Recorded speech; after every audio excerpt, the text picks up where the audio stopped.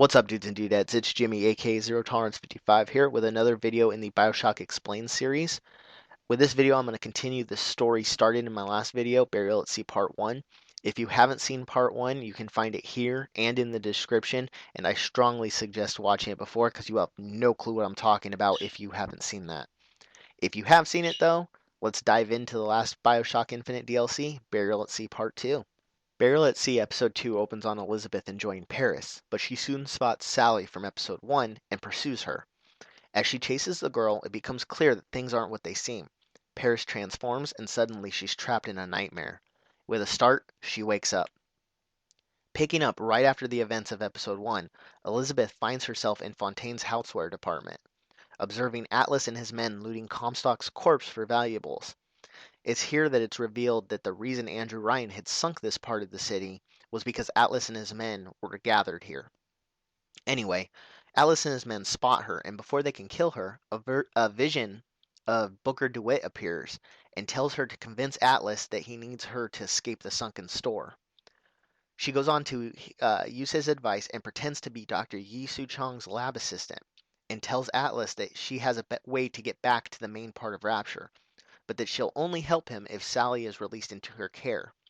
Hesitant at first, Atlas agrees and leaves with his men after handing her a radio. Elizabeth continues to explore the area and eventually stumbles across her own dead body.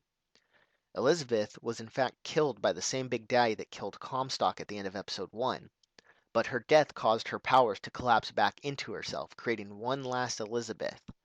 But now she had no ability to open tears and was cut off from other versions of herself. Prior to waking back up in Rapture, the Latisse twins warned her not to go back to the city, but Elizabeth was determined to save Sally, who she felt like she used as a pawn in getting revenge on Comstock. Elizabeth continues her way through the store, fighting through splicers with the help of Booker, who states that he's only a figment of her imagination. She decides to track down Su-chong and discovers that the doctor knew about Columbia and even built a Latisse device connected to the flying city. Through this device, Elizabeth believes she can cross back over into Columbia and obtain the Latisse Particle, which she could use to lift the sunken store back to Rapture. The Latisse Particle was the particle created to keep Columbia afloat. With the help of Atlas and Su-chong, Elizabeth acquires all the parts needed, repairs, and activates the device, and travels via Terre to Columbia. She finds herself aboard the First Lady Aerodome at a point in time where alternate universe Booker and Elizabeth from Infinite were attacking Jeremiah Fink's factory with the Vox Populi. She acquires the Latisse particle, but before she can return to Rapture, Su-chong demands that she collects a lock of hair from one of Fink's hidden laboratories, or he'll trap her in Columbia. Along the way, she learns a few shocking things.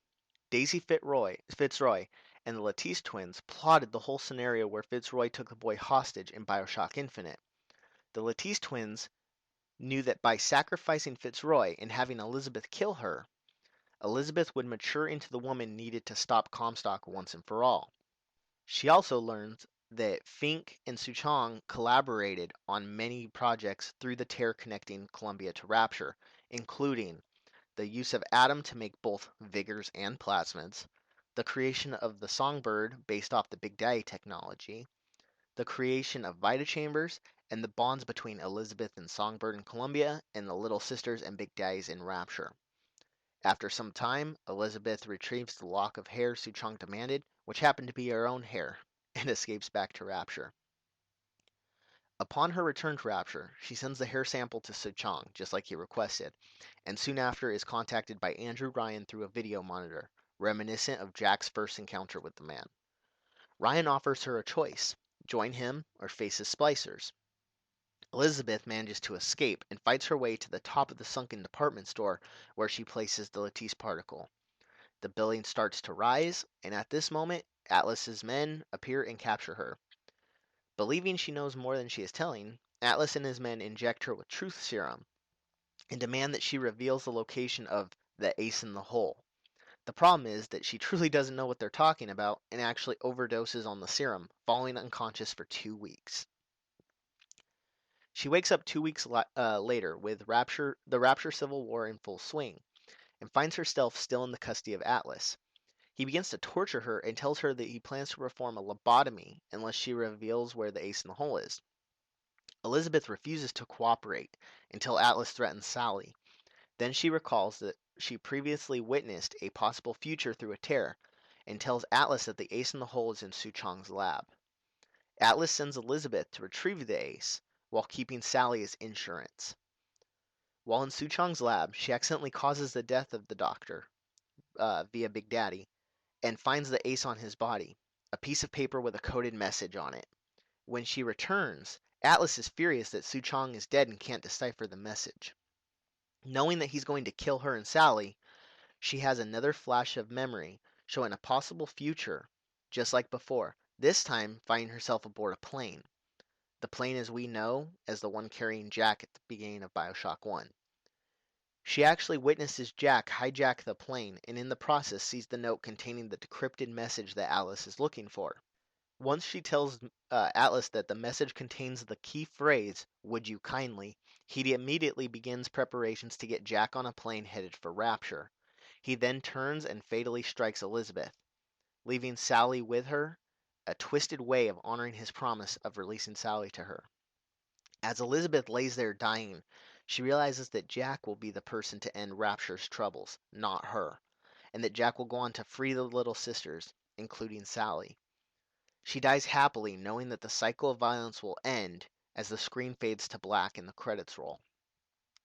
Following the credits, we're treated to a little scene of Rapture in the tail section of an aircraft sinking near the city, indicating the arrival of Jack and bringing the overall story of BioShock full circle back to the first game.